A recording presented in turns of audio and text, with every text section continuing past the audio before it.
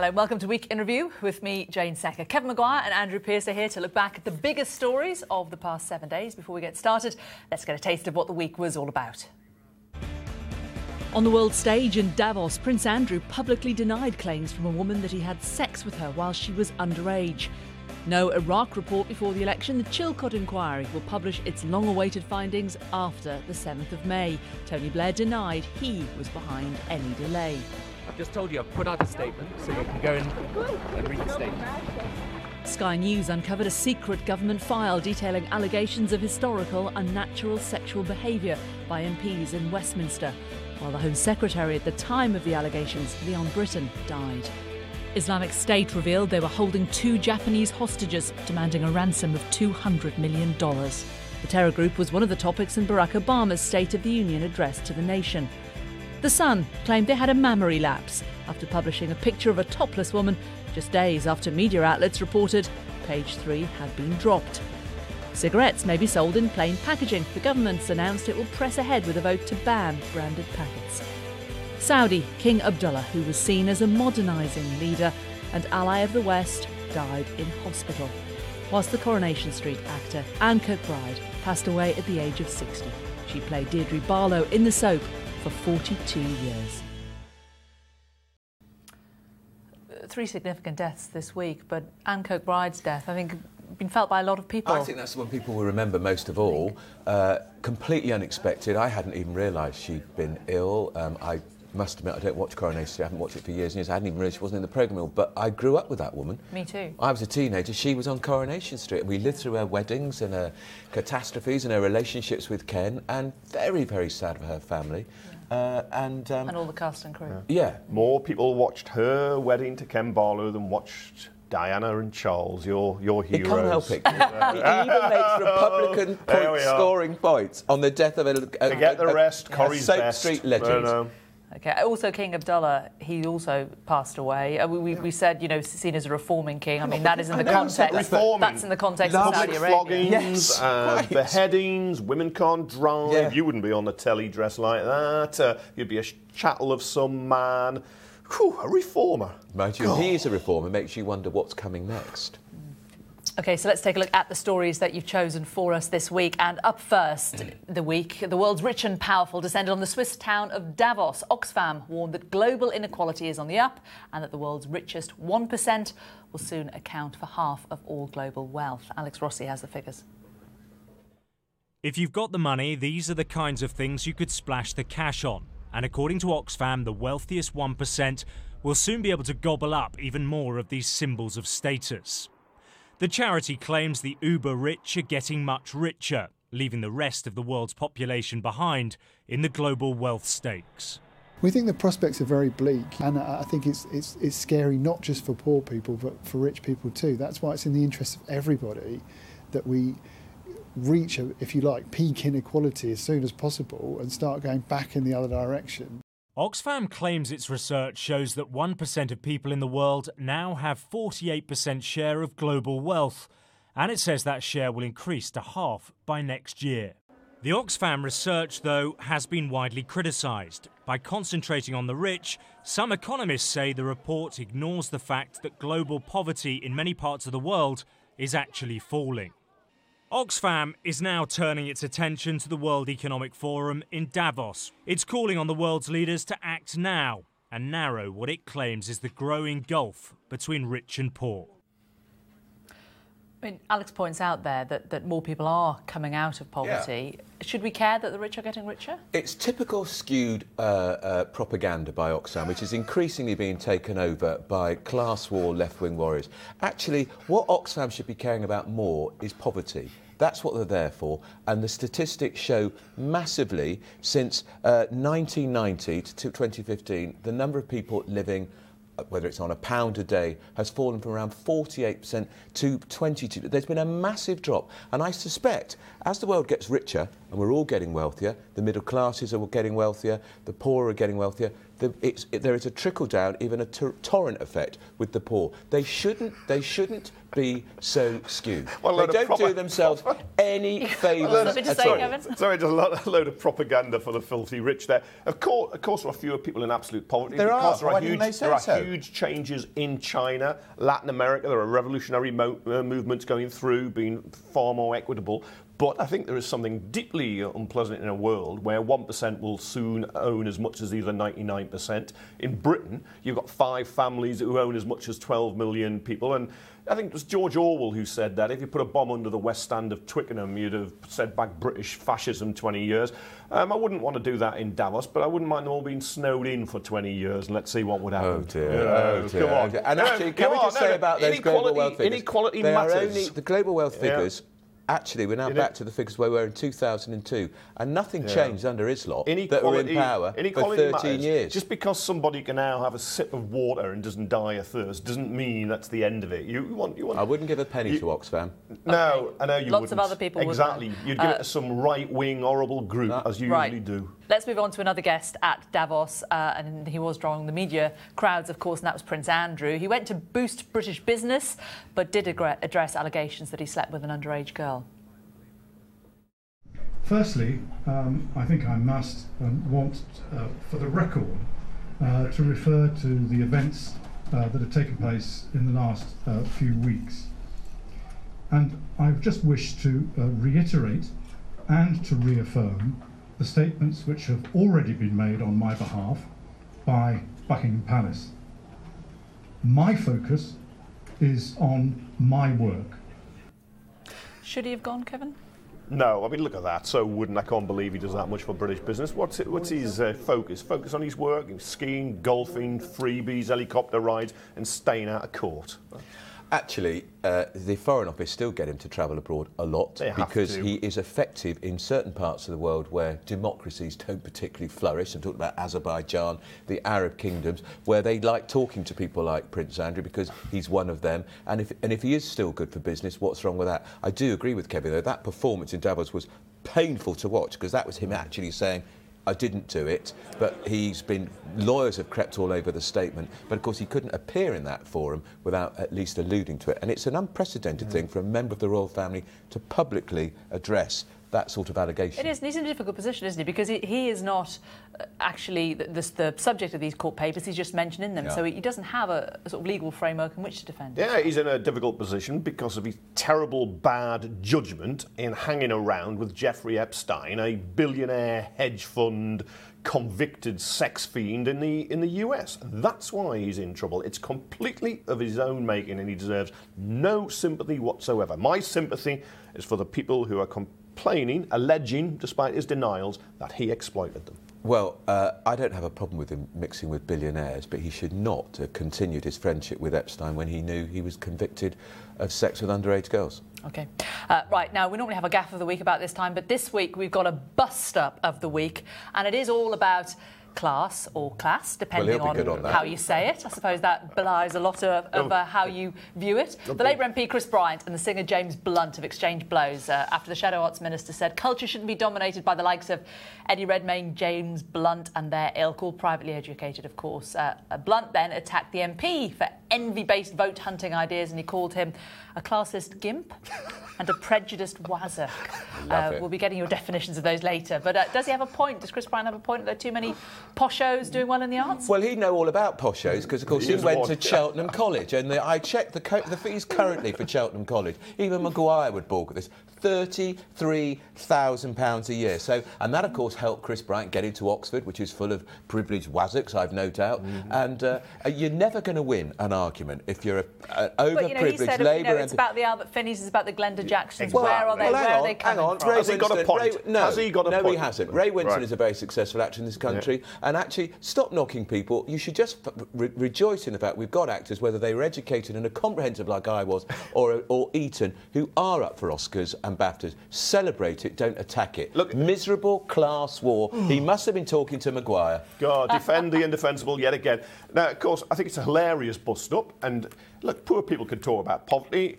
he had a good education, a private education. He can talk about the impact, and it's true that there does seem to be too many people from private schools who are coming through. Now, Keira Knightley is an exception. She went to a comprehensive in southwest London, but James Blunt is incredibly thin-skinned. It's a wonderful reaction, and if his parents wasted 30 grand a year on his education at Harrow, which is really for posh thickies. He's done all right for himself, hasn't he? Exactly. He just thinks, oh no, it was just the same as going to Bash Street. Come on, James Blunt, grow up and accept, look around you and see the divisions in Britain. Well, to bust-ups of another kind, and this week a lot of coverage of the Sun newspaper. After Page 3 girls were covered up and then back on show, after almost a week without nipples, it looked like the Red Tops might have given in to the No More Page 3 campaign. But on Thursday, we saw Nicole, 22, from Bournemouth. How do you think this has been handled? It seemed to have gone. They didn't say it was officially gone. Yeah. The Times said it was gone, their sister paper. Well, that was the oddest thing. When we heard the Times said it's finished, you thought there's obviously some corporate company strategy here. There isn't a strategy. It is a shambles. But I say, look, I'm not interested in Page 3, never have been. You surprised me. Funny that. Yeah. But actually, I couldn't care. I couldn't care less, although I think it's outdated. But I don't think it's been handled brilliantly. You don't think it's demeaning? To who?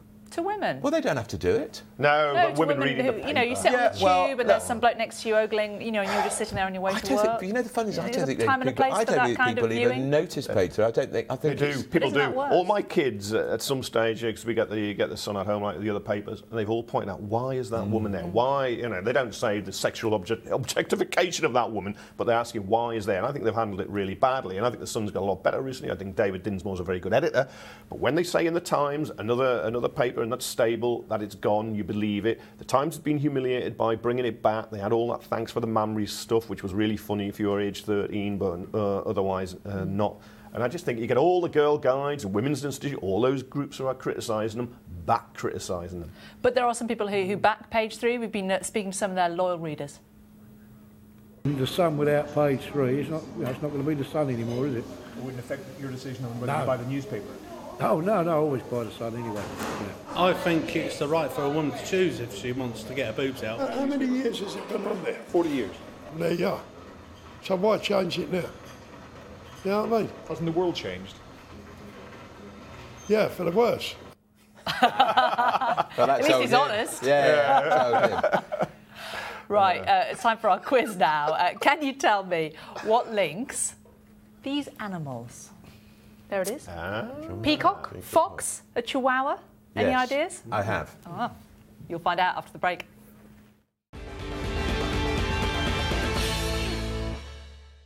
Welcome back to Week in Review with me, Jayne Secker. Kevin Maguire, Associate Editor of the Daily Mirror, is here, and Consultant Editor of the Daily Mail, Andrew Pearce, also. Now, before the break, we asked the chaps what linked these items. Andrew says he knows. He doesn't know. No, well, I don't. These were the characters in a poll by Lord Ashcroft this week. He asked people to identify what animals... Which leaders. And OK, so wait. Which ones do you think? We've got Cameron, we've got Farage, and we've got Clegg. Ed Miliband wasn't up there. Was Cameron the peacock? He was. Oh, no, Cameron was the fox. Sorry. Cameron was the fox? Yeah, Cameron was the fox. Here we go. Look, we've matched them up. Let's get them right before I tell everybody. So Cameron was the fox. Farage was the peacock. Clegg was the chihuahua. The chihuahua in David Cameron's top pocket. And I remember now, Miliband was the animal you wouldn't bother going to see in the zoo. Hilarious. Agree with that. At least you remember the punchline. Well done. Right. We're going across the pond now, where President Obama announced this week it's time for the US to turn the page on years of hardship as he made his annual State of the Union address. Dominic Waghorn has more. For Barack Obama, Capitol Hill is now enemy-controlled territory in both chambers of Congress. But this is a president bouncing back from last year's political setbacks because the US economy is recovering. America, for all that we have endured, for all the grit and hard work required to come back, for all the tasks that lie ahead, know this: the shadow of crisis has passed, and the State of the Union is strong. Washington's political gridlock was again on full display. But instead of pleading for cooperation, this year Barack Obama taunted Republicans, daring them not to support him. There were light-hearted moments, mocking applause from Republicans, and a firm presidential put-down. I have no more campaigns to run. My only agenda I know because I won both of them.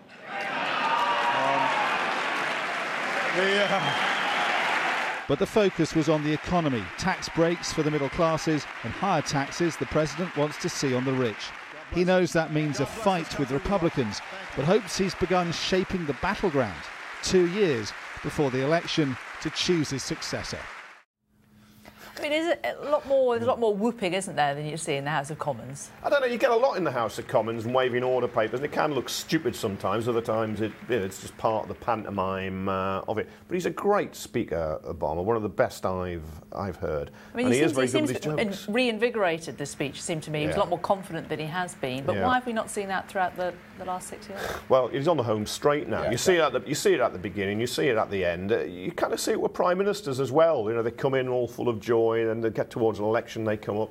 With him, it's just, he's going to pop off, isn't he? He's going to do something else. He's an historic figure in the United States because he's the first black president, but I suspect that people who voted for him both times will look back at the end and think, did he really achieve major change? What about health reforms? If that maybe, but you even have to just... economy growing so fast, what about that? You have to pulling look at, troops out of Iraq, and you have to look at things like Guantanamo Bay, the great scourge of American life, still there, still open, and he said he'd get rid of it. If a president can't even do that, great disappointment to me. And of course now he's going to propose £200 billion of tax increases on the rich by closing their loopholes on bankers to help the middle classes. And he's a great admirer of David Cameron, so at least I should thank him for that. So David Cameron going to do that in Britain? No. No. Right, let's move on to your top paper stories of the week. Excuse me. Kevin, let's kick off with you. And it's a birthday fine for a young boy. This is the 5-year-old who failed to attend a classmate's party. His parents later found an invoice in his school bag. That's right. The dad was Alex, the son was Charlie. Skiing on a dry ski slope party. Boy didn't go, so the parents of the kid whose birthday was sent this invoice. I find it all very, very sad, really. First of all, they didn't go, didn't say he wasn't going to turn up, and then they're charging impolite, isn't it? Not to let them know that in the first place. It is impolite. But does it warrant an invoice? Actually printing it out properly, making it look official. Why can't they just have a word? And putting it in the little boy's satchel. And the teacher didn't know. The teacher thought it was another invite. Actually, it was the bill. And the silly mother says she's going to take it to county court, to local small claims court. I mean, I've got kids at primary school, and just the thought of the atmosphere around that class at school that little boy's he's lost his little friend now. Imagine half the class will be on one side, half will be on the other. I bet you when you were little, people used to pay your mum not to go to parties. Or the boy who was never invited. Luckily, that's all changed now. No, it hasn't. Andrew, moving on to your choice now, and it's the issue of Scottish votes on English laws. Nicola Sturgeon, of course, saying that Scottish MPs, they'll be especially keen to vote on NHS reform. Yeah, well, this is, again, all part of her electioneering to see off Labour in north of the border at the next general election. But if she's serious about this will be a constitutional outrage, because traditionally the SNP have avoided trying to get involved in exclusively English matters. She's now saying the opposite, and there's a possibility, of course, the SNP could be in coalition with the Labour Party, and it is now causing real tension and legitimately between England and Scotland, and it's putting more pressure than ever on Labour to agree to some form of deal on English votes for English laws. The Tories say they're going to do that. Labour won't say that because, of course, that would disable Labour even more north of the border, where they need Labour votes. Labour's come up with a proposal. It's very different to the Tory one, but they have come up with a proposal. But she's a very canny political operator, Nicola Sturgeon. She wants Labour to do badly south of the border as well as north of the border, because she wants to weaken Labour so she can have a bigger voice after the election. Fascinating stuff. Well, staying with politics and on to the Greens next. This week, one of the other polls that Lord Ashcroft carried out suggested they'd get 11% of the vote. But what would they actually do if they were in power? And there's been a lot more detail about their policies. And I think a lot of people who, admire the Greens for their stance on environmental issues perhaps haven't necessarily looked at all of the other policies. And some of the papers took great delight in flagging them up. This is the monster raving lunar party with a respectable face. The headline: drugs, brothels, Al Qaeda, and the Beyonce tax. The Green Party's plan for Britain. What's the Beyonce tax? They're going to put a tax on big artists who come and perform here. They're going to put a tax on gifts. That's those who don't pay. That's on those who wouldn't be paying tax. Coming here earning a lot of money and not paying tax. You might buy your son or daughter a car. You're going to have to pay a tax on that. But They're going to give every single person in Britain, rich or poor, £71.50 paid for out of the public purse. What on earth is that about? Why do we need that? But they're also going to who's going to pay for it? They're going to make the minimum wage, a living wage of £10 by 2020. That's £2 more than Labour's. Labour's got renationalise the railways. That's popular. Doesn't it show that why the Greens should be in the television debates? Oh yeah, bring them on. Everyone should get a chance to and also they want They do not want to achieve economic growth. They want flat economic growth because they think economic growth is bad for the economy, bad for employment too. Yeah, but it can be. You can share out work as you can share out. Well, no, I can defend. More left wing than I realised. I can defend some of it because some of it is right. But of course, they will now be in the first two debates if they go ahead. But of course, I do think the broadcasters are almost coming up with a system that's going to fail because, for instance, the Democratic Unionists, 8 MPs, Northern Ireland, fourth biggest party in Parliament, they're excluded now. Yeah. But they can have a debate in Northern Ireland. But Plaid are in and the SNP are in. OK, time now to move on to your ups and downs of the week. Andrew, we're starting with you this week. And you this week are sending away Beyonce. She'll be back, though, in a moment. And you're sending up Mark Rylance. I love the books, Hilary Mantle's books. I can't stand the woman who wrote them. She's not with her attacks on Margaret Thatcher. But I saw the stage version of Wolf Hall and Bring Up the Bodies and now the TV production.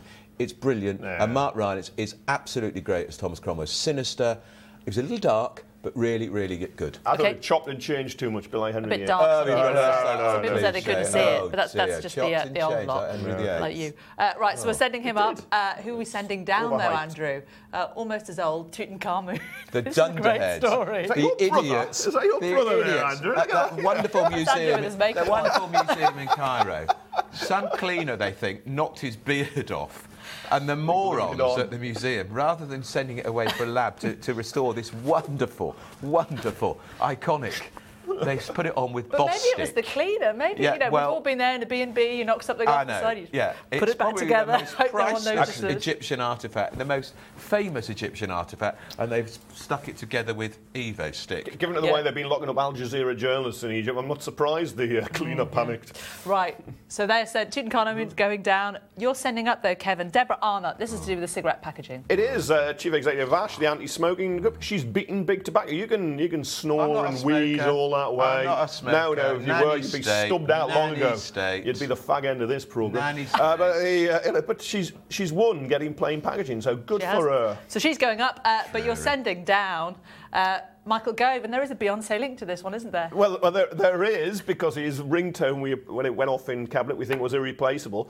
But, of course, his free schools in Durham, one's been put into special measures and others losing funding. No wonder David Cameron decided he wasn't irreplaceable at the education department. What was the ring? Mobile phone. Not that boring old story about school. It was his phone, but it was on his wrist. It was linked to his watch, and the ringtone was a Beyonce hit record. Which one do you think it was? I don't know any of her hit records, so we'll go over to Maguire for that. Was it Naughty Girl? Was he looking at Theresa May? Encourage him. Boring old story about schools. It's kids' education. You get one chance at school. It matters. We're supposed to be talking about events of the week, not events of last year. Bootylicious? Do you think it was Bootylicious? He's still going on. Lost its funding. The school lost its funding this week. Didn't even like Wolf Hall. I'm a survivor. No culture. Anyway, just like Michael Gove. He's doing well. We'll send him down. Suck up to him. Secret Beyonce fan.